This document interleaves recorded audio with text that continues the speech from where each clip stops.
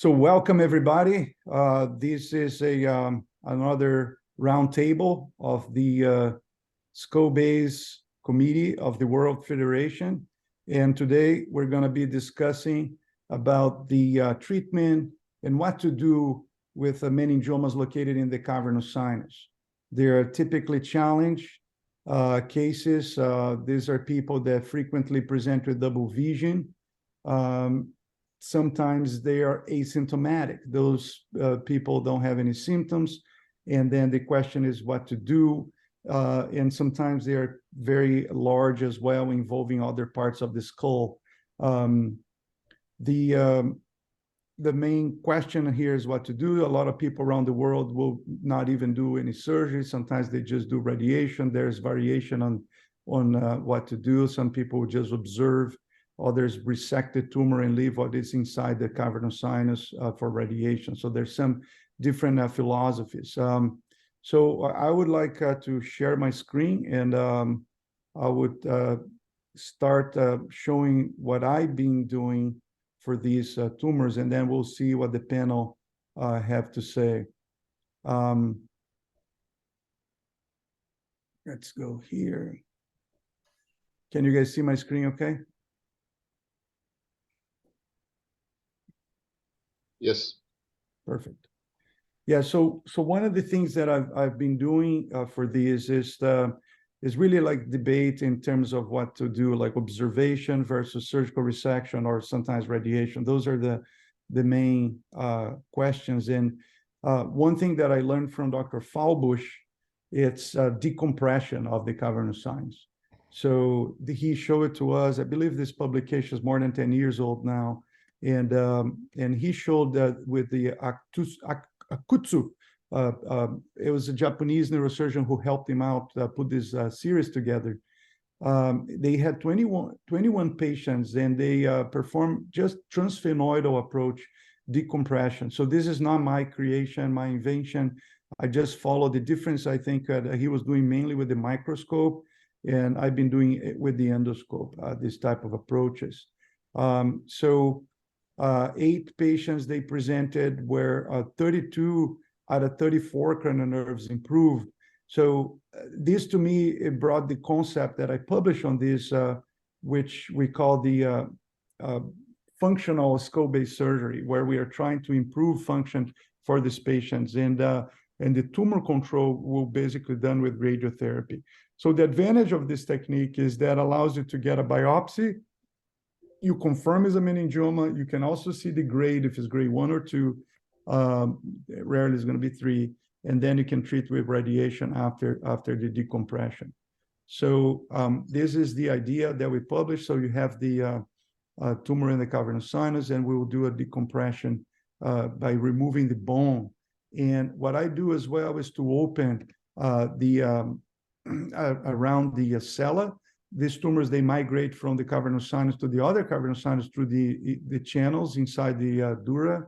And that's where I biopsy there to confirm the diagnosis. And you can also do at the level of V2.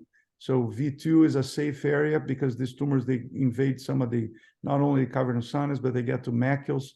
And by entering this area, lateral to the carotid, it's an area that allows us to get diagnosis there. So let's see what would you guys do? Like I already mentioned what I've done here, basically started the other way around.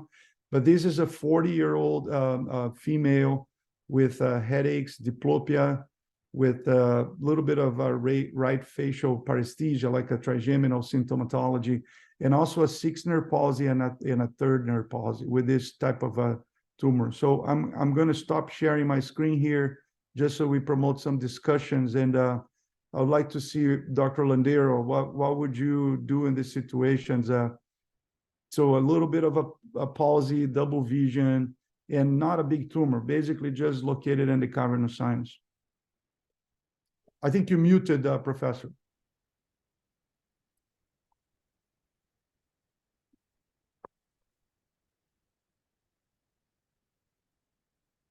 Still muted.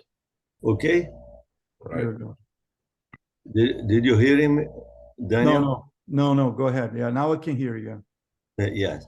Danny, It is a symptomatic tumor, and when I deal with the cavernous sinus tumor, I always use the classification proposed by Shekhar Hirsch many years ago, when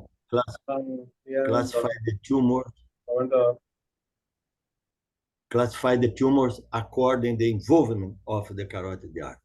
Is the tumor is so-called the grade 3 tumors because the tumor is encasement and the carotid artery is stenotic. Mhm.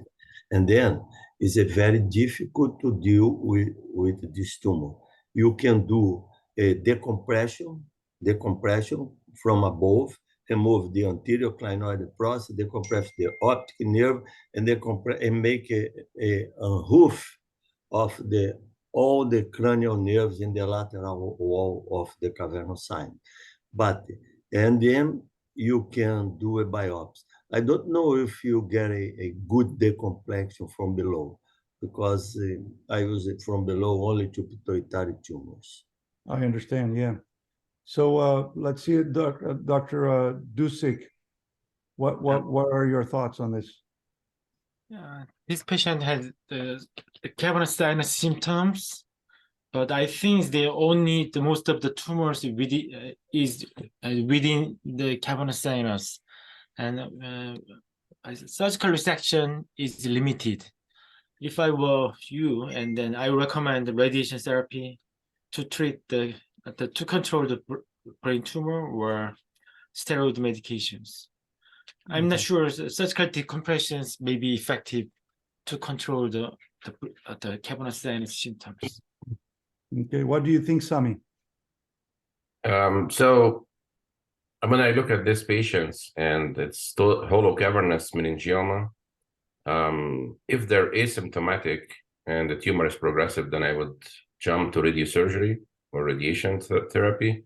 But in this case that you showed, Danny, I would do cavernous sinus decompression first before I proceed, because this patient is symptomatic. And the decompression, I can do it endoscopic or lateral and roof. In this case, when you see there is a lot of tumor lateral to the carotid in the cavernous sinus, so I would do 270 decompression by doing the anterior clinoidectomy, splitting the oculomotor trigone, mobilizing the lateral wall of the cavernous sinus. If the tumor is soft, I can start resecting some from the lateral wall to Parkinson triangle. Otherwise, I'll just decompress and move to radiation. Yeah. Andres, do you have any different perspective? No, in our experiences, maybe like Professor Samy Youssef said, we have the only gamma knife in Argentina in our hospital, so we have a great experience doing radiosurgery. But I agree with Samy Youssef, because of the patient, your patient has more intracranial component of the tumor. Maybe we would have done the decompression transcranially. I recognize, maybe because your experience, you went from below. I have 2 cases only to perform biopsy, some decompression, and then move to radiosurgery. Yes. So the open approach is very well described. I believe it was Bill Caldwell put a paper out there several years ago with a series of open decompression as well. And I agree. I think several times I end up actually doing a 360 with an endonasal decompression as well as an endonasal decompression. So let me open up here for a second. Let me show what we did here. Go back here and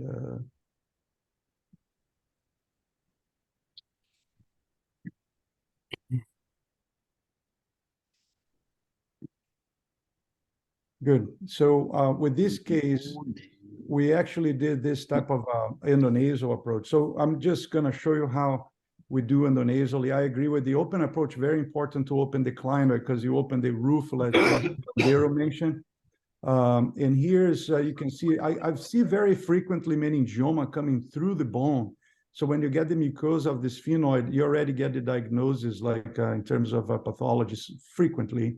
with hyperostosis. So there's so much hyperostosis that this is the way we do here. Not necessarily you need to take the video nerve. You saw that in this case I did. I amputate the video nerve to get a good exposure of the lower part of the carotid. We drilled that until it's very thin. So you can see here that I drill this thing, and then until I can actually mobilize the bone. And I expose the sella, as you can see here. We expose the face of the cavernous sinus. And usually the carotid is well protected because there's a cushion of meningioma all the way around. And then we open the dura, and I biopsy at the interdural segment there. So see, this is the meningeal dura is protecting the gland, and there's disease in between the two layers of dura, exactly in the intercavernous sinuses. And that's where I biopsy safely there. And this is where I experiment the same way that Samy said, like to see if it's suckable. So you can do with an open approach in the Parkinson's triangle, but through the endonasal approach, I do at this in between the two layers, and also around V2 here, like if you want to try to open, I Doppler, make sure the carotid is mapped. And in this case, most of the cases is not suckable, is not soft. These tumors are very like adherent, and there's not much you can do.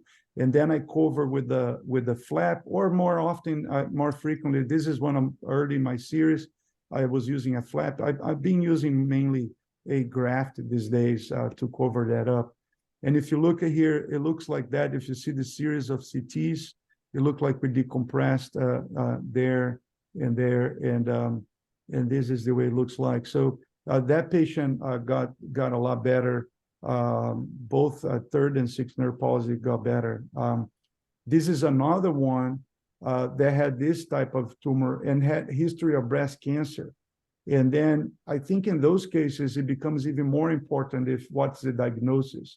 So instead of just putting radiation, but the person has cancer and has a sixth nerve palsy, partial 3-week history only. So it could be a cancer that is growing faster there. I don't know. Can you see them? There's a game. Yes.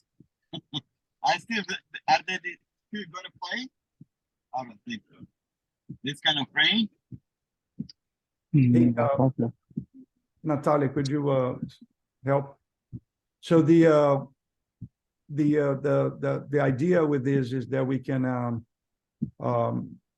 do a decompression and a biopsy, so then you confirm that it's not breast cancer. So with the history of breast cancer, do you think it changes anything for you, Dr. Doo-Sik?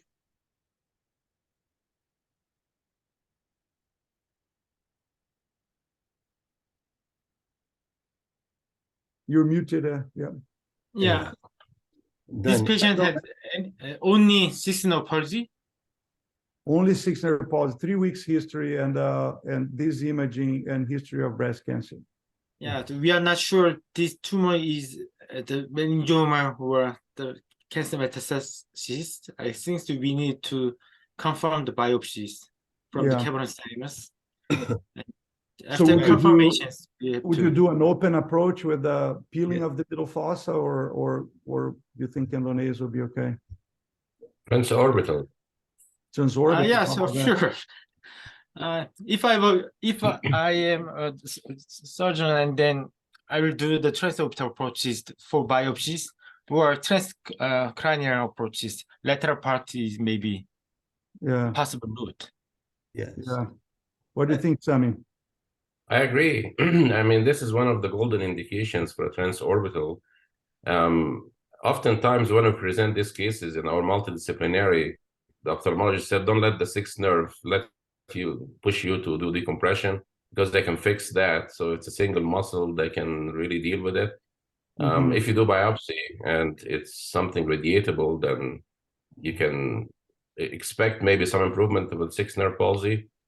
But doing decompression, and if you look at the carotid again, that's all pushed all the way medial, doing decompression through an open approach, and maybe this is a breast cancer and it will be a soft tumor that you can just get all of it out from the cavernous sinus, might be even interdural in the lateral cavernous sinus wall, might get it all out and decompress. But either way, I think the two strategies are reasonable. Right. Do you agree, Dr. Landeiro? Danny, about the diplopia, you can solve the problem with a dexamethasone, but is the tumor is good to remove because the carotid artery is placed immediately, then involved by the tumor, and you can decompress it from it's a simple pterional approach, or now I'm doing extended eyebrow incision, and I can remove the tumor from this part with a extended eyebrow incision. You can decompress the lateral wall, work between the nerves, and remove a good part of the tumor. Yeah. Well, Danny, if you look at this picture, there is tumor trickling down along, I think V3 maybe, that's Yes. valley that we're looking at. It gets down to macles down there, exactly. So it looks more like of a cancerous lesion. Yeah, I thought so too. So this is early in my career as well. So I'll show you, I think I have here a video. See, this is V2. I came endonasal and I opened lateral to the carotid. Look how adherent it was. I thought this was going to be cancerous. It's meningioma. It was meningioma. It was meningioma. But I dissected, a 6th nerve was pushed up here. And this is very interesting because it looks like aggressive surgery. And I took pieces of this out, and it proved to be meningioma grade 1. And I just gave radiation, for this tumor. This patient is doing very well. The 6th nerve got better with this surgery by opening this up here. But he transmaxillary transpterygoid, right? No, this endonasal transpterygoid. Yeah, transpterygoid. We do open the pterygoid on that side to get a full view here, because see, we're very close to the V2 right there. Samy, do you have a case to show? Yeah, I have one. And because what I would like to do is to show your case, and then I can go back to my just to show some numbers. But if you can show a case, it will be better. But the bottom line is that most patients do improve with this decompression. I'll be happy to show the data at the end, but if you can show a case, that'll be great. okay. Looks like we have a Francisco with us as well. Welcome, Francisco. Hi, everybody. I have some issues with the software. No problem.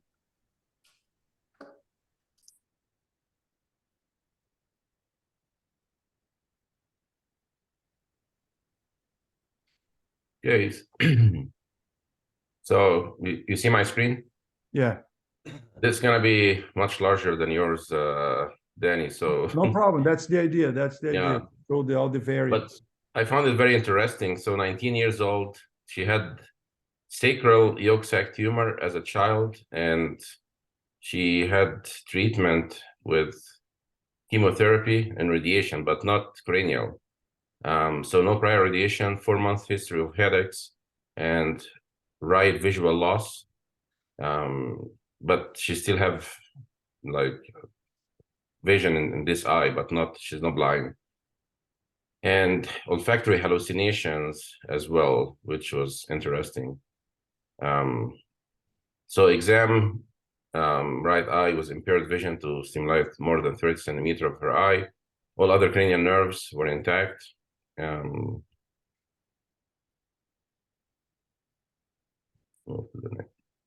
that's, I don't know what happened here.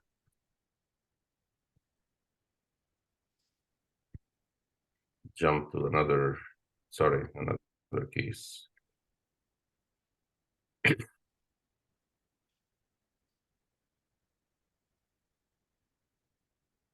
So this is her MRI. So it's a cavernous sinus, but clinoidal, spheno-cavernous. The entire cavernous sinus is filled with tumor here, but you have a decent portion, of course, extra cavernous. And look at the carotid here, and I think that's why I'm presenting this case. So the carotid is reduced in size and engulfed by tumor. It's about 1.2 millimeter or something. And yeah, did the CTA on her, and that's her CTA. Sorry. So you see the carotid is in this tumor, but when you look at the T2, I call it the open lip on the axial, you can see a line from the carotid to the tumor. So I usually have like high, or I would say optimism about that the tumor is not adherent to the vessel. So of course, I mean, I think everybody agreed that this should be an open surgical case, right? 100%, yeah. I Okay. don't think anybody will do different here, yeah. The question though, like, see, there's just a quick pause. See, there's a pneumatization in your anterior clinoid there. Good eye. I'll address that shortly. Yeah, yeah. This is type 3 pneumatization. So the full anterior clinoid and the strut are pneumatized to the sphenoid. You see the whole sphenoid is very well pneumatized. You see in Yeah. very well. Good, So the question I think is like I'll ask you like already, did you plan to remove that clinoid before taking the tumor out? Like, I did because of her vision, because she agree. was, Yeah. she was going blind in this eye. Anyone But here? I'll show how we dealt with it. And Yeah, that's something also. Let's just quickly ask around, like anyone on the panel, Francisco, would you have any hesitation because of the pneumatization, or we'll just take the clinoid in this case? No, I will. I think in this case it's necessary to take out the clinoid, the anterior clinoid. It's useful to take a look of early in the carotid, and it's useful for the vision, and it's useful for the resection. So I will not hesitate. If I see that I really open that, I place in the end some muscle or something in there. Yeah. My experience that the pneumatized ones is actually easier to take it out as well. The dual is done. You just gotta uncover, drew a little bit of the optic strut, and then mobilize. The main question is that those are the ones that can leak. So Andreas, what do you do when you take the clinoid out and it's pneumatized? Like, do you do any trick to reconstruct? No, but I think the most important is like Francisco to take into consideration the closure before to take it out, to think how we will repair in order to avoid the CSF leak, but not the same technique, extradural dissection and extradural removal. Doo-Sik, do you take the clinoid transorbitally when you do a No, it's too big to do the transorbital approaches. And also the epicenter of this tumor is higher than the sphenoidal ridge. So I think this is not good indications of transorbital approach. Right, good one for a traditional, right? Maybe even an OZ here, right? Why not? Exactly, yeah. And Danny, I believe the big problem in clinoid process is not pneumatization. The big problem when you do the anterior clinoid process is interclinoid ligament, calcification ligament, because the carotid artery. But this is fine. Pneumatizer is very easy to close the clinoid process. Be careful, logically, because it's very thin, but you can close with fat or muscle. Yeah, I used to use fat. Nowadays, I actually put a collagen matrix, a little bit of collagen matrix. Like I use if I have a seal, if I have something like that, I can use a matrix. But in general, I put a small piece of fat, small bit of muscle, and fiber and glue. And in some cases, I never had a problem. So, Samy, tell us what you did. So, and I just want to emphasize a good point that Francesco said. It's also helps when the carotid is going to tumor like this, is to have a proximal carotid exposed before the tumor when you do the anterior clinoidectomy. So that's a great point. I want to emphasize that. Okay, so we planned exactly orbitotrional, so no need for the zygoma, but the orbital roof, because the tumor is going so high here, like as you see. So, and she's a young girl, full brain. So took the roof of the orbit. We planned everything. Between scheduling and a week after I saw her in clinic, she came with this. So watershed infarction from this carotid being thinned out like that. Distal flow, as you see, is great, but obviously she had watershed stroke. So what would everybody do here? That's a good question. And so that's the angio after surgery, Samy? No, this is just before. Like, she came to the hospital ER right before we planned surgery, and she had, because she came with weakness, left-sided weakness. I would start with an angio. But So that's the angio here. No, that's pre-op, you said, right? That's pre-op, yeah. So that's after she presented with this. This is the angiogram. The problem, Professor Samy, is if you are considering a preoperative bypass, you have to take into consideration the need to use aspirin, and then you need to delay the surgery of the meningioma. It's a very difficult case to organize the algorithm. Totally agree. And the other thing, of course, you see that there is like high flow distal to that, so it's going to be a high flow bypass to do this, and it's going to delay the surgery with also the visual issues. And young girl, 19 years old. Maybe it's a total resection. I think that this, on my opinion, this case shows the really importance, urgency of the surgery, because the patient is going to increase the infarction in other areas, including all the hemisphere. So the most important thing is consider if this is acute, wait at least 1 week, 2 weeks to be like less edema with the infarction, if there is edema. And if not, I think this is a case of emergency surgery in meningiomas, because the carotid is going to go down. And the second thing, because I have some cases of this, the second thing is that if you go to surgery, something that we do is to keep the arterial pressure high, a little bit high in surgery, because if you get the arterial pressure get down, you're going to have an infarction after surgery for sure. So in that cases, we keep the median pressure more than 90, 95 in all the surgery, and keep that way like 3-4 days after surgery in the ICU. Would anybody consider balloon test occlusion here? I think it is a natural test already done there. Like, perfect. Exactly. That's the right answer. Yeah. Okay, so we did exactly like Francesco, and we did give her aspirin and good hydration, and she improved clinically. And I think we operated within a week on her. And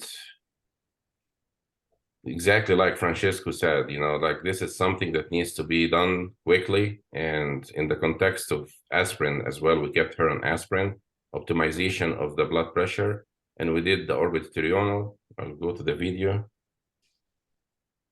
So here the anterior clinoid question. So this is the aquamantis. I like it for big meningiomas, mobilizing the lateral wall of the cavernous sinus, cutting the temporoperorbital ligament, and mobilizing that lateral wall to divide the tumor into intra and extra cavernous, and the extra cavernous will go totally, of course. Then here is the anterior clinoid. Videos a little. So one trick that I do is to keep the mucosa intact. And if the mucosa is intact, that's a good buffer against CSF leak as well.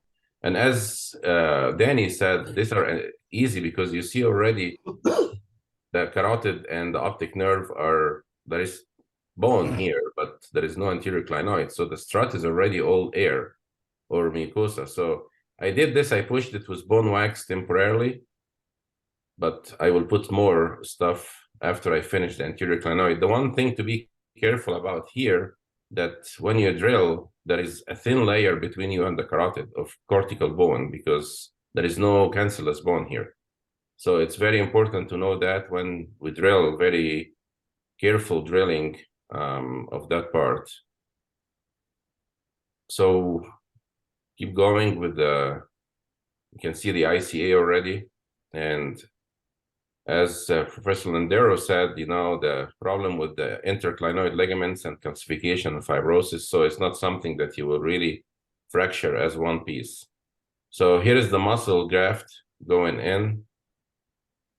Now that in the strut into the sinus. Then I keep it in place with fibrin glue or T-seal or Duraseal. So here is the length opening for the dura, skull, like close to the skull base, and start debulking this tumor. And now we're looking for the optic nerve and the carotid. We'll jump that. So now I'm using the scissors looking for the carotid, because if I make a hole, it's easier to fix when it's clean cut. And here's the carotid. So that's what I call the open lip. You see that line on the T2 going from the carotid medially lateral to the tumor, and sharp dissection along the carotid. And the trick also here, the back of the carotid is the most important part, because there are the perforators and anterior choroidal, posterior communicating. So it's very important to, I had a case Thursday, that I couldn't do what I'm doing here because all these vessels were engulfed in the tumor and stuck. So you have to be reasonable on leaving something on the back of the carotid if that's the case. But in this case, I was able to get all the tumor from around the carotid. And here is the duragen. Then that's her post-op. So immediately there is increase in the caliber of the carotid. And this was about 2 or 2.5 years ago. Of course, we left the intracavernous part. It's atypical meningioma, so she went for radiation afterward. Interestingly, then 3 weeks ago, so 2 years plus, she showed up with again watershed infarction. And I don't have the new films, but focal, very focal stenosis here in the supraclinoid ICA. And my colleague who does endovascular as well, we were discussing what to do in this situation, bypass or stenting. And what he wanted to know exactly was the wall of the carotid healthy? Can he do a balloon, or he would rupture the carotid? So I showed him this video exactly that we were looking at together.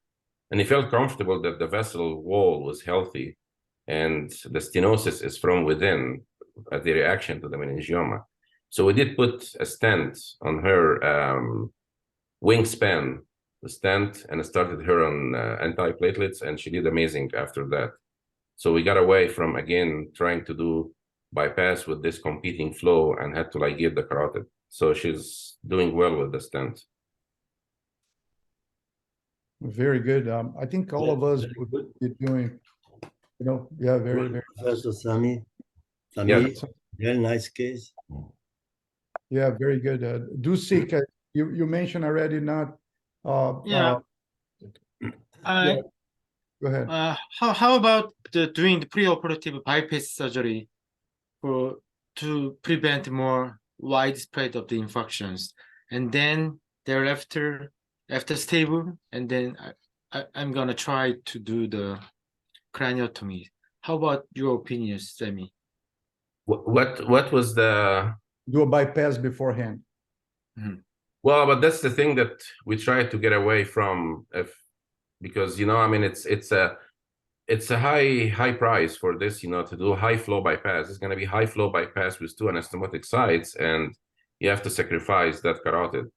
I think several experienced surgeons might have done that, but I just elected to do this way and see if I can save that carotid and go from there. So, but it's totally reasonable. Oh, mute. Yeah, you got it, Samy. The problem with this bypass, I don't do that much, but in this scale, like in this tumor in the clinoid, the cavernous, very proximal carotid, my issue with the bypass is that if you do an extracranial bypass, it's going to be to middle cerebral artery, and the tumor is going to keep in that area with the choroidal arteries, with the P1 artery that is in the tumor, and then you have the bypass, but you don't have control to those arteries that goes to internal capsule, to the thalamus, So that's my issue with that kind of bypass. You're going to be well in the very external part of the hemisphere, but deep in the hemisphere, in the nucleus, in the thalamus, in the internal capsula. I mean, the tumor is going to be there and going to press the carotid and what? That's my concern about this. Yeah, Francesco, I had this exact conversation with Mustafa Bishkaya, because I was showing him this case, and he exactly raised this concern that you're raising about, you can do the bypass, but what about the anterior choroidal? What about the perforators, proximal? And this can still be an issue that she can get ischemic from that, even with the bypass. So yeah, that's a great point. Yeah, it doesn't solve the problem of all those perforators like you described, Samy, that you have to kind of clear it up, and yeah, doesn't solve that. I recently had, about a couple months ago, a similar tumor, and in the post-op, the patient started having ischemia. The spasm of the internal carotid artery with ischemia. Didn't have an infarct. We treated medically, increase all exactly like you described, blood pressure and hydration, and he then it got better. Then it's stable now, but it's got to be on top of those things in the post-op as well. That's why the first impression when you showed the stroke, I thought that was post-op, but actually happened before you did the surgery. I understood afterwards. Yeah, very good, very good. Francisco, do you have a case to show? Unfortunately, I don't have it. I have many cases, but I don't have it. Yeah, no problem. For the reunion. I have. Yeah, can I show you the different cases instead of the meningioma? I have a cavernous sinus meningiomas. Yeah, those are interesting. Go ahead. Can I have a share screen? Share. Yeah, you got to share in there. Before Dr. Landeiro said, I would like to address something that we are talking about. I don't know your experience, but my experience with this tumor in this region, there is a high increase of ischemia after surgery. I don't know your experience, but it's something that we have to address to the patient because the ischemia in this region, no matter what, you have a very anatomical, plenty dissection. For some reason, this patient make a vasospasm. Sometimes I will say more than 50-60% of the patient, they get better with the time, with the management in the ICU, but it's something like ischemia. Is not something like you damage the vessel, but it's something like vasospasm. I think that these vessels are very tiny and doesn't have very good circulation and makes something like vasospasm. And something that you see in the surgery, I don't know if you have seen, is that you see the carotid like this diameter, and in the end of the surgery decrease a lot. So it's something that really concerned to me. I don't know your experience. No, it was exactly like that. This last one that I did during surgery, I was seeing the carotid getting smaller there. Sometimes when I see that, I put a little sponge with papaverine on the tumor bed or where the arteries are. But I also worried about rebound, like a vasospasm afterwards, because during surgery you may be able to get the vessel to dilate with papaverine, but then what happens later, 2 days later, that's when you gotta have pay attention if they have any symptoms. I didn't point that out in the video, but you can see a long gel foam with papaverine on that carotid during the rest of the dissection. Yeah, good job. There is something that the endovascular people do when they have vasospasm. They place papaverine in intraarterial, something like that. I don't know if you have any experience of that. Not intraarterial. I never use any, just papaverine around the vessel. Yeah. Well, one thing that I discovered recently, we had a patient that I was preserving hearing with the acoustic, just a little parenthesis, and I used papaverine during surgery because there's some papers showing that you can improve the blood supply to the cochlear nerve, but it's controversial. We did one of these review of literatures, and it can be toxic for some nerves if you use a high dosage as well. So got to be careful. So you actually may damage if you use a high dosage on the hearing nerve directly. So I don't know what's the right answer. but when you put close to nerves, be careful because it can actually interfere the function there. Dr. Landeiro, can you share or? I try to put the here.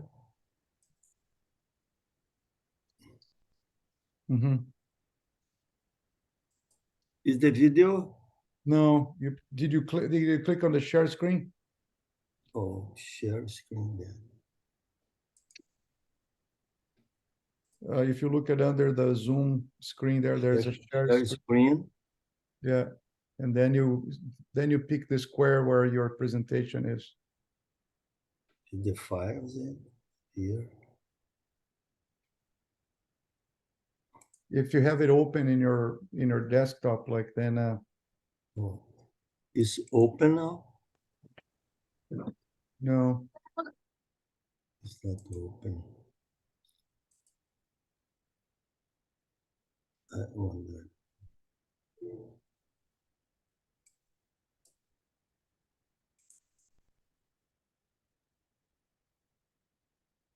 While you do that, Dr. Landeiro, what I can show I am showing this video in South Africa because I open, but I cannot to transfer to here.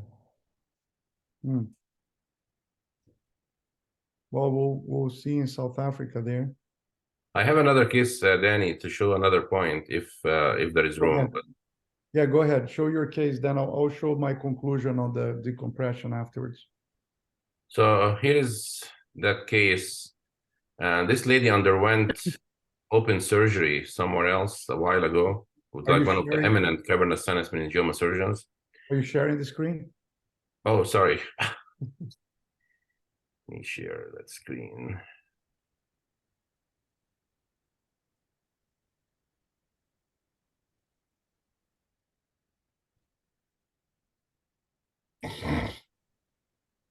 Yeah, so this lady here had this meningioma, and she underwent resection by an eminent, really, a cavernous sinus meningioma surgeon. But that tumor is residual and started progressing. And you can see here there is compression of the left side of the left optic apparatus. And she presented with deteriorating vision in this eye. So treatment options here. She already had craniotomy before. And this is no radiation, Samy? No, well, he doesn't believe in radiation, so she didn't get radiation. Okay. Well, for these, there's new symptoms. I think you can either go back and do the open approach again and try to decompress open, but I think this would be one that I would go endonasal to go through a virgin approach, remove all the hyperostotic bone that you can see there in the axial. You see medial to the optic canal there, like there's some thickening. I will remove all that, and if we don't have pathology, I'll go back in there, decompress from below, and most likely just then give radiation right away. Because I think part of the issue is when you leave this in the cavernous sinus and you don't do radiation, then they slowly progress, and then the symptoms come back. I had early in my career patient that I did a decompression endonasal biopsy, was a grade 1 radiation oncology. They did not want to give radiation because it was a grade 1, and then 3 years later, a patient that had improved all the cranial nerves double vision developed it again. And then I actually did an open approach to decompress with the open approach with the bulking through the triangles of the cavernous sinus to then give radiation, and she's doing very well nowadays. So I think radiation does stop the progression of these tumors, not 100%, but I quote usually 80%. 8 out of 10, if you do radiation, they will have a good control. Well, I think if you have biopsy proven grade 1, then the chance of tumor control is higher than 90-95% with these. I think that 20% usually for those who were not biopsied. Oh yeah, I agree. So that's typically I say 80% when I don't know the pathology, right? Yeah. So from the beginning, because you can be dealing with a grade 2 a little more aggressive. And you can see the craniotomy here before and previous surgery. Anybody would do this open? Sure. No, I don't. Doo-Sik, any point for an eyelid transorbital now that a craniotomy was done before? Do you see any advantage? I have one experience of Indonesia approach to decompress the optic nerves, but that was my fatal experience because I lost my orientations and then I injured damage to the carotid artery. So thereafter, I didn't do the Indonesia approaches to the Sella and Cavernous Sinus Meningiomas cases. And I'm going to do the open craniotomy or supraorbital approach to decompress the optic nerve. And I think it's more safe, much safer technique. Only just to decompress the optic nerve. And then I recommend the supraorbital approach is better. But if you want to take out the cavernous sinus portion of the tumor, I'm going to try to transorbital approach. If this tumor is a Schubadoma mass or a very soft tumor, I will do the transorbital approach. But this must be the firm tumor. The carotid artery size is very small sized. I think, and that is good. That is not a good indication of transorbital approach. Yeah, I see the carotid here is about 20%, where the other side. I have a question for Professor Samy. Samy, is the carotid artery very encased and stenotic? How to proceed in the surgery with this? Don't touch the carotid artery. You expose the carotid artery on the neck, or in the middle fossa, or you only touch. You don't attack the tumor who involved the carotid artery. Yeah, that's a good question. I think the case will show your points. If I like, okay, so I would show what happened with this carotid. Go ahead. So, like, given that it was done open before, and really an expert, experienced neurosurgeon, very adamant about resecting cavernous sinus meningiomas, and I figured that, okay, she's done already intracranial decompression. I think taking the tumor from endonasal and decompress that side here, decompress this optic nerve now, but like from the medial side would be the way to go. And I think that's where I proceeded with that. So here is endonasal. You see the hyperostotic. This is my first use of the sonopet ever. And the rep was in the room and she put the sonopet at 100 power, and which I was not aware of. So here is the decompression of the medial wall right there. You see that? Wow. Yeah. Without even seeing anything, we're still doing bone, but this is exactly where you get this problem. And right at the ophthalmic segment, when you're close to the carotid, at the medial opticocarotid recess. So we packed it, rushed her to angio suite. Luckily, because that carotid has been occluding for a long time, there is cross flow from the other side, and no problems with that. So just sacrificed. So yeah, you can see the coils here. So experienced, really endovascular. His intervention radiologist, one of the pioneers that we had. He is retired now.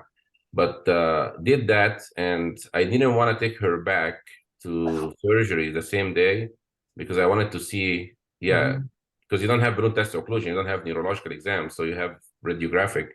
So we gave her over the weekend to make sure that hemodynamically she's okay and she's intact, which she was, then took her back 3 days or 4 days later to finish the initial surgery. But back to Professor Landeiro's point, this carotid, even though that it's stenotic, but the wall is just, there is no wall. The tumor has really invaded that wall. And basically, if you're planning on dissecting tumor, you can have that even without the sonopet. But another lesson learned, of course, is I never use the sonopet anymore in this location, but the power should not be at 100. That was technical problem. Yeah, the problem is that they tell you that the 100 is better for the bone scalpel. Like the reality is a high energy, and this is not the first video, Samy, that I see with this technology opening the carotid. The rep may tell you that it's safe on the carotid, but I think I've seen, this is the third video that I see with this type of phenomena. I still think that drill is like a diamond is probably the safest way. I think it's too much vibration that transferred to the carotid. So I mean, the recommendation, I think, to be 60%, not more. I don't know, because may not work very well on the bone. They do say that the best for the bone is 100. So that's the dilemma there. I think I still feel safer with the drill. Diamond. The diamond drill. Maybe it's diamond, but not more than that. I don't think you technically perform any mistake there. I think it was a technology problem, I think, my opinion, because it looked like you're smoothly drilling. The movement we will do the drilling you were doing, so very precise, and these things have. Wondering if you will share this video with me for my collection that I have. Sure, yeah, you have a big one. I can. So here is like the optic nerve here, decompress that clearly, and you see the fibrillar and the cavernous sinus, and basically just do the decompression of that optic apparatus and finish the procedure.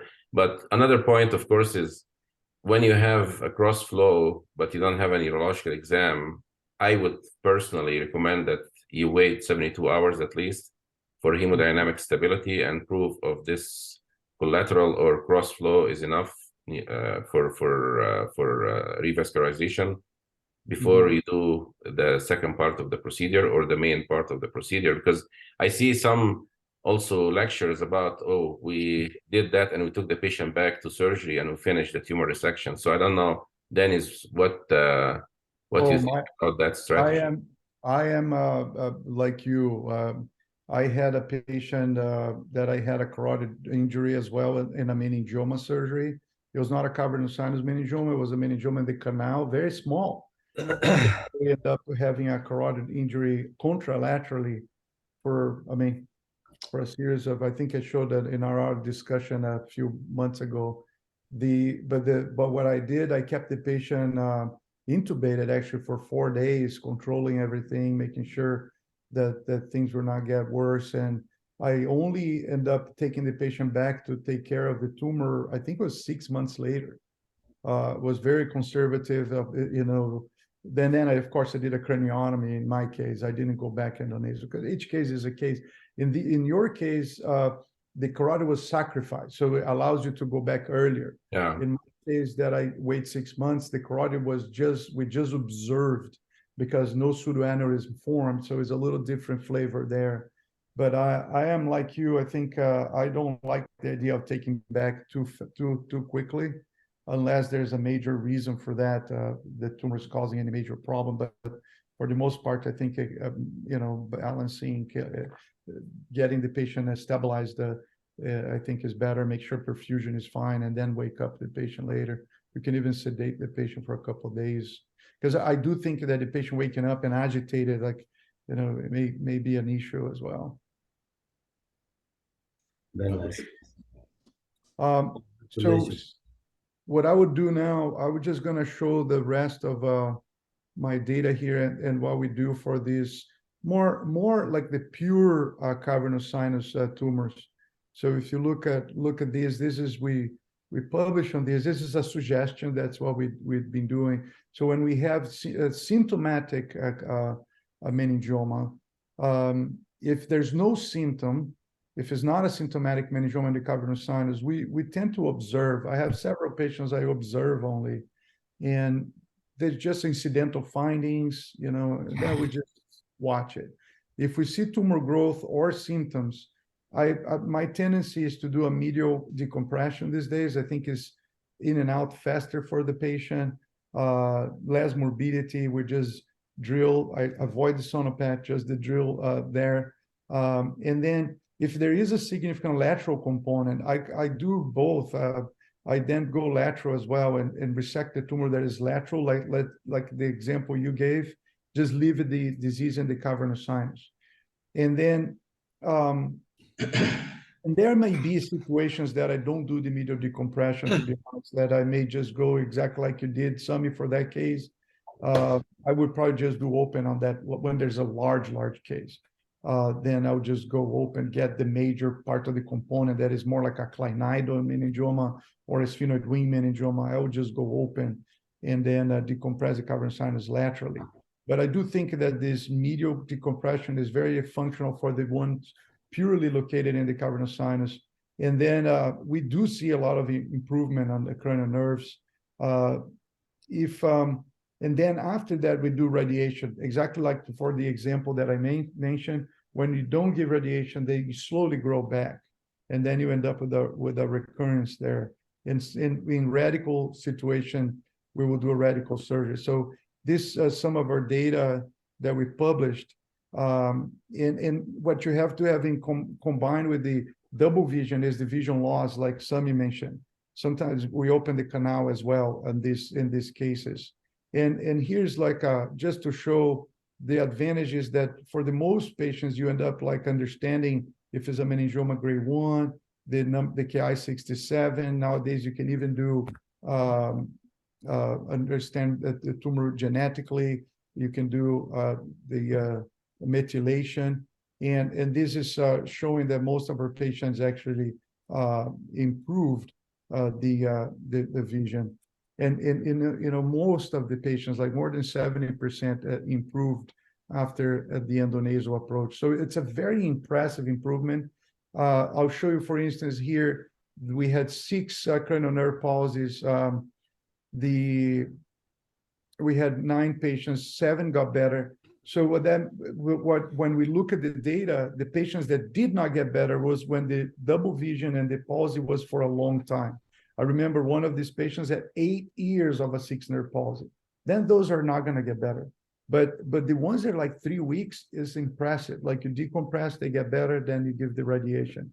So here's you get a better visualization of the outcome. For cranial nerve 2, doing the decompression exactly like Samy showed, open the cistern and the canal all the way to annul of Zinn. You see normalization of vision in a majority, and the rest get some improvement, even if they don't normalize. And for the double vision, there's a good chunk of patients that normalize that double vision, the deficit, and some improvement on cranial nerve 3, 6, and 4 is actually impressive as well. And there's a small part here of no improvement that is related to the long term. This is an example of a patient that I did endonasal, and then I actually brought it back for just to take this component lateral to the cavernous sinus to optimize the resection and the decompression. So I did what we call the 360, and then I gave radiation there. And then if you guys, I want to just finalize with one case that I want to know your opinion, okay? This will be the last one. So this case was a lady in her 50s or early 60s, and she had a previous surgery with a famous neurosurgeon as well, Samy, another big name there, did a full, like an incision was from the forehead all the way to the posterior fossa, and had a resection. Patient evolved with, and they ligate the carotid artery. I think they coiled the carotid artery before the surgery. Patient woke up from surgery with a frozen eye, and actually the only nerve that was working was cranial nerve 7 and 8, I think, but also with swallowing disorder with major problems. And this is the recurrence after that monster surgery. It was an orthozygomatic, huge surgery. The eye was frozen, and the carotid is inexistent now. It was already taken. Now you have this recurrence in the petrous apex cavernous sinus, and you can see in the coronal view here. And this is growing quickly. Like this a year before, it was very small. It's growing fast. This is a grade 2 meningioma. What would you do, Doo-Sik? How about try to the familiar approaches to access the petrous apex from the below to the top?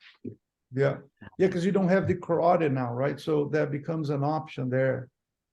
What do you think, Samy? Would you go endonasal for these? It's kind of crazy, but there's the cranial nerves are completely frozen.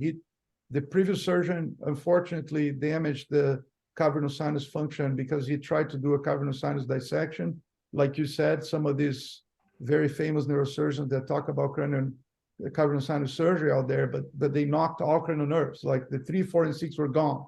And they thought they cured the patient, and they may show the case in discussions, and they show, oh, look, beautiful resection. Yeah. But they recur, and it's a grade 2. The problem is not solved. And I don't think I solved the full problem for this patient, but when I had this problem I face here, I did like Dr. Doo-Sik just mentioned, because the carotid is not there, and I didn't want to do it through much scar coming laterally, so I just came directly to the problem endonasal. And one of the things I would be worried about, Danny, endonasal, I mean, I agree, I'm really very like medial and right on the Meckel's cave that you can go transpterygoid and get it. That the previous surgeon, I mean, that my tumor is probably fibrous and you might not get a lot of it out, but it's something definitely to try first. Or maybe combine, right? Maybe combine. Go ahead, Dr. Landeiro.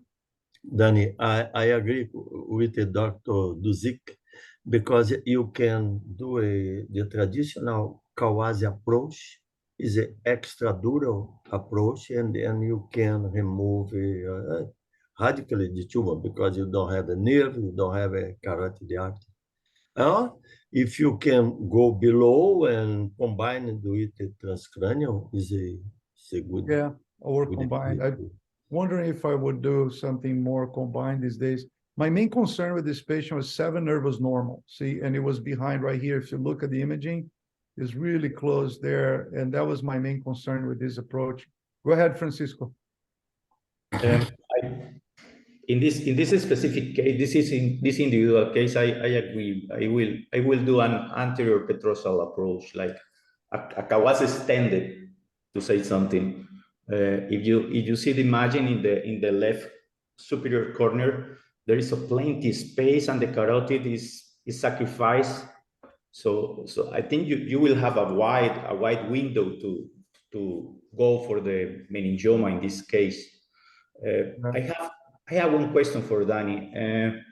This concept of medial decompression with endonasal approach, I think it is important to perform a very semantic for address this, like a medial decompression is going to be open the bone, open the dura, and that's it, or is going to be debulking at least 50% of the tumor? How do we address this? Okay, sorry. I think you missed in the beginning. I showed a couple of examples, Francisco. It's for the most part removal of the hyperostotic bone. And then I open at the sella area and debulk a little bit near the intercavernous sinus in the sella and in medial cavernous sinus. And I may open Meckel's cave around V2 and debulk a little bit there, but I don't try to remove the whole tumor. Early in my career, I opened these areas to see if it was more suckable and friable, and my experience is almost never is the case. Typically, it's very fibrous, is stuck there. But that's what I do, not a major decompression in terms of resection of tumor, mainly is removal of bone, hyperostotic, and it's typically enough for the patient to bounce back, probably reduces the pressure inside the cavernous sinus. But since we're advancing the hour here, let me just show what I did. This was the carotid, but there was a fibrous carotid. I did an angio to confirm. This was what was Meckel's cave and cavernous sinus before. I saw atrophic cranial nerves. You see pulsations here. This is the temporal lobe, because I'm actually all the way past there. And here I cut the carotid. The carotid was here, and I basically rolled the tumor in from lateral to medial, as you can see. See, this is arachnoid of the temporal area there. And basically debulked. And if you look at here, I drilled the petrous apex through the nose. You see the sella there. and you see the temporal lobe with a little bit of encephalomalacia. And I drilled the petroclival synchondrosis because there's no carotid. So I did all through the nose. This is a unique case, but you know, I don't think I'm gonna ever see this in my career again. But I was able to actually do anterior petrosectomy all through the nostril by doing a transpterygoid approach and clival approach and combining this. See, we got the navigation all the way to the internal acoustic canal. And that's when I start getting nervous here because I didn't want to cause more problems for her. You can see that in the sella there was tumor. And this is one part that I do think that if you did an open approach, it would be hard to open the sella. Perhaps in this case, the carotid is not there. I guess you could, but that was one of the reasons I opened the cella and there was a lot of disease already going to the other side. So this is my point here. This is almost like a invasive, aggressive tumor. This is very difficult to cure. And this is the posterior fossa component. See a little bit of the basilar right there. And I was able to debulk this tumor, roll it in, take pieces and pieces. And at the end here, we were watching at the residual, the internal acoustic canal was just behind this bone. And we were able to see 7 and 8 right there. And I follow 7 and 8 here. I removed the posterior wall of the petrous apex with the Kerrison. You know, there's no concern with 6 nerves. So this is probably where Dorello was. And this is a cartouche stimulating 7. And so this is a unique case. I mean, and you see the vert down here, and we followed the tumor and got I think what I would say most of it out. You can see anterior prostatectomy done through the nose. I think we could have done open as well. You can see the previous approach that was taken for this patient. But I'll tell you, like, this was an atypical with a very high Ki-67. I gave about 2 or 3 years for this lady, and she had another recurrence afterwards. And then she ended up dying of the progression of the disease. So, you know, this the post-op looked like a very nice. You know, but there's definitely residual here and there. It's not a very complete resection that cured her. She definitely recurred later on. This is great results, Danny. Did you have to mobilize the eustachian tube to be able to drill the? No, I was above. In this case, I was above the eustachian tube. I basically did a petrosectomy because there was no worried about, not a complete petrosectomy because she had hearing. So I didn't go, I was careful about cochlea, but it's so lateral. And I was using the navigation. I basically drew where the carotid was, which is more medial and ventral, medial and posterior. And I drew all the way back there. I was, and she had normal hearing afterwards, and the facial was normal as well. But you know, it's very, this is almost like cancer at that point. And it's very interesting because this lady started her problems, I think was 15 years before, with empirical radiation of the cavernous sinus. And it turned into this beast. Now I think there's data from Boston. I think we had as a guest Dr. Linda B with us before, where she showed that the radiation on the cavernous sinus is not completely benign. It will have a small percentage of patients, but this small percent of patients may have a degeneration of the meningioma and turning the meningioma into more aggressive. So I think every time we can avoid, it's better to avoid. But these cavernous sinus meningiomas in our algorithm, we do radiate them, try to preserve function. And I think, like you said, Samy, 90-some% for grade 1s will get good control. So it's hard to predict the ones that are going to behave like this lady, unfortunately, end up dying of the progression of the disease that was difficult to treat. Any comment about the case, Francisco? No, amazing case. I love it. Yeah. Congratulations. Danny, How do you close the defect? Just this one we put fat and a nasoseptal flap. okay. And there. Danny, when do you did this operation? How many years ago? You were here. Yes, I remember this case. Yeah, you were next to me. You were next to me. You're the one. Yeah. You said that, Danny, stop, Danny. Like, It's going too deep. It's going too deep. Remember that? Yeah. Yes, Yeah, I you were remember. next to me. You're It's my a young angel lady. there. Like, yeah, she did great. She did very well, like I said, for 3 years, and then she had a recurrence, and we tried to use radiation, gamma knife, and some little dots of growth tumor, but it turned into a beast. I think at the end was a grade 3. I actually operated on her one more time, and but not able to control the disease. Congratulations, Dan. Very nice. Yeah. Yes, excellent Nice. case. Congratulations to Professor Samy. Very beautiful presentation, very nice case and difficult case and good example for us. Thank Yeah. you.